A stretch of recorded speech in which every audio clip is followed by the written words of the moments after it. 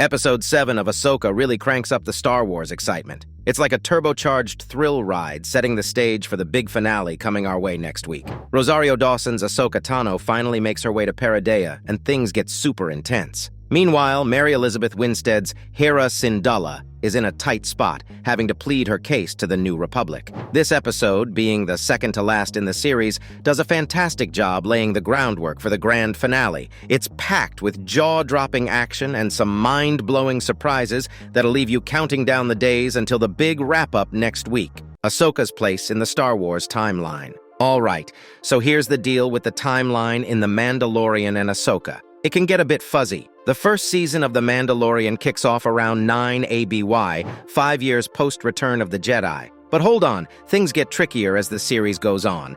Dave Filoni and Jon Favreau have given us different takes on how much time has passed, putting it somewhere between 9 ABY and 12 ABY. So there's a bit of a time warp there. Now, Ahsoka steps into this whole timeline jumble. It runs alongside The Mandalorian Season 3, which explains why Ahsoka and Sabine don't pop up there. But here's the twist. Ahsoka keeps on trucking after The Mandalorian Season 3 ends. Carson Teva name-drops the Mandalore conflict during Hera's talk with Senator Shiono, which means Ahsoka goes beyond The Mandalorian. Now here's the fun part. According to Filoni, Ahsoka is essentially Star Wars Rebels Season 5. It's this kind of TV magic that falls between 9 and 12 years post-Return of the Jedi. So you can imagine there have been some serious character transformations, especially for Ahsoka and Sabine. But wait, there's one last mystery left. The exact moment when Ahsoka cruises into new territory. That's still up in the air. C3PO is back, but Leia isn't. So, in the episode,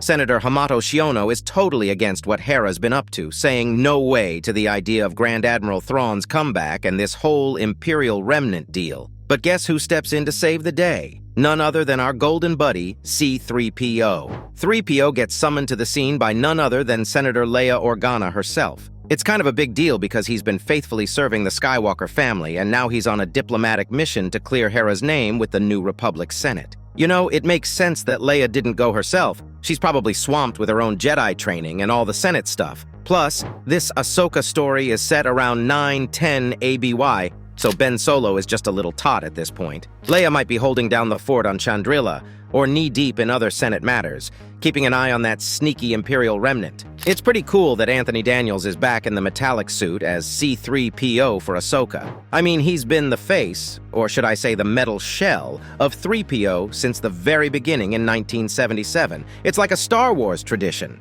Now he's been a constant in all the live-action Star Wars movies, except for Solo, a Star Wars story where he switched it up a bit and played Tok instead. But on the TV side of things, he's no stranger to the galaxy far, far away, having popped up in both Star Wars, The Clone Wars, and Star Wars Rebels. Here's the big news, though. In Ahsoka Episode 7, Anthony Daniels gets to really flex those golden wires in his biggest live-action TV role in the Star Wars universe so far. It's like 3PO's time to shine on the small screen. Why wasn't Leia in this episode? Leia's absence in Ahsoka Episode 7 isn't that big of a mystery, but looks like one especially because we've seen Luke pop up in The Mandalorian and the Book of Boba Fett. But there's a pretty straightforward reason for this. It all boils down to the tricky logistics of bringing Leia to the screen after the passing of the legendary Carrie Fisher in 2018. When they brought Luke back, having Mark Hamill on set was crucial to make it look authentic for the New Republic-era Luke. But without Carrie Fisher, recreating Leia becomes way more challenging. Plus,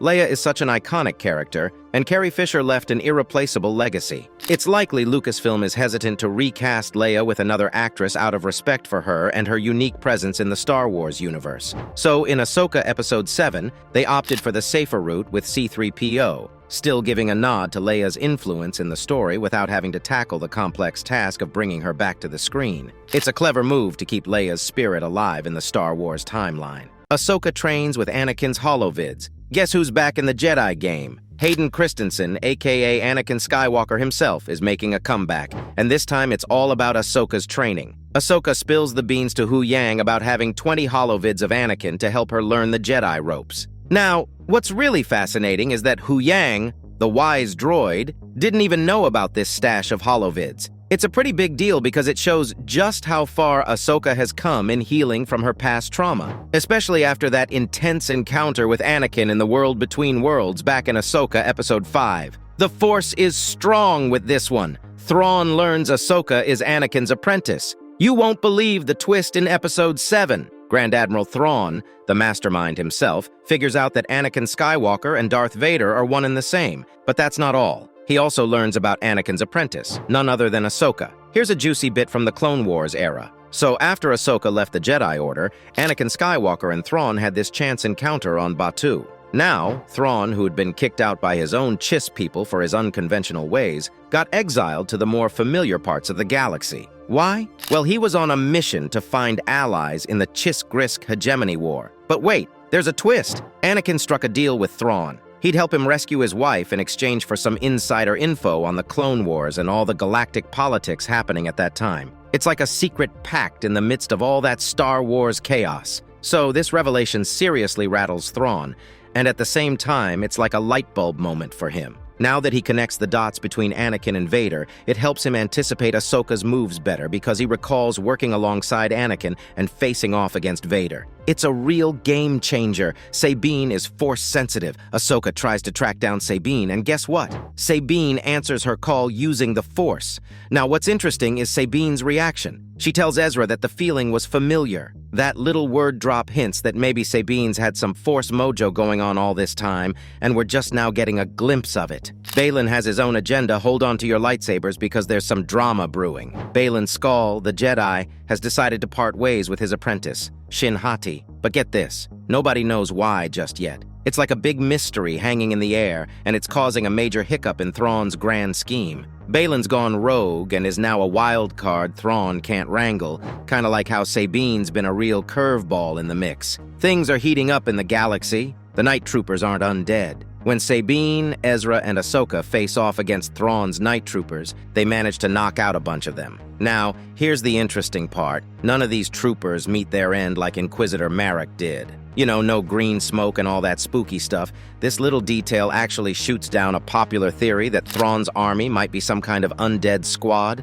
But hey, who knows? Maybe not all of Thrawn's forces play by the same spooky rules. The mystery deepens. Ahsoka thinks Shin can be redeemed. Here's the lowdown. When Shin finds herself all alone with no backup and no Baylan to rescue her, Ahsoka does this really cool thing. She reaches out, offering her hand and a chance for Shin to turn things around and find redemption. But plot twist. Shin decides to make a run for it instead. Still, it's pretty clear that Ahsoka's offer left a mark on Baylan's apprentice, and she might just consider it down the line. It's like Ahsoka's got this knack for spotting those glimmers of goodness in people, even amid all the chaos. Ahsoka, Sabine, and Ezra reunite. Finally, in Episode 7, the gang's all here. Ahsoka, Ezra, and Sabine have this epic reunion, and Sabine can't believe her eyes. Her master's still kicking. It's a super touching moment, especially since Ahsoka hasn't seen Ezra since that World Between Worlds gig in Star Wars Rebels Season 4. But wait, it's not all rainbows and sunshine. The episode ends on a note of hope and happiness as Ezra heads back home,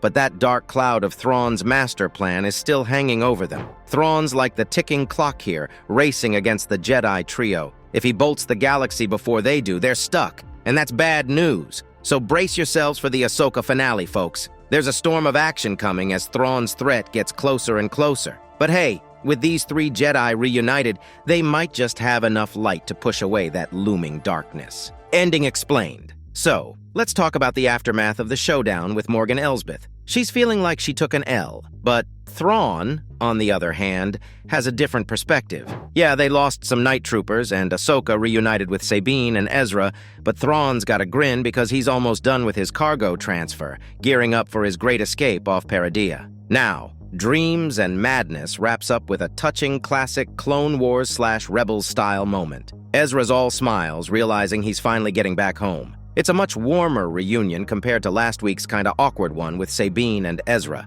But here's the kicker. Thrawn's still lurking, and his threat is as real as it gets. The big question is, how's this all gonna play out? Ahsoka's Season 1 finale has a bunch of ground to cover, especially if it wants to make Thrawn a legit danger and not just another Moff Gideon gunning for power in the galaxy's turbulent times. Stay tuned! That's all for today's video. What did you think of this episode? Let us know in the comments below. And if you haven't already, then please like and subscribe. We'll see you in the next one.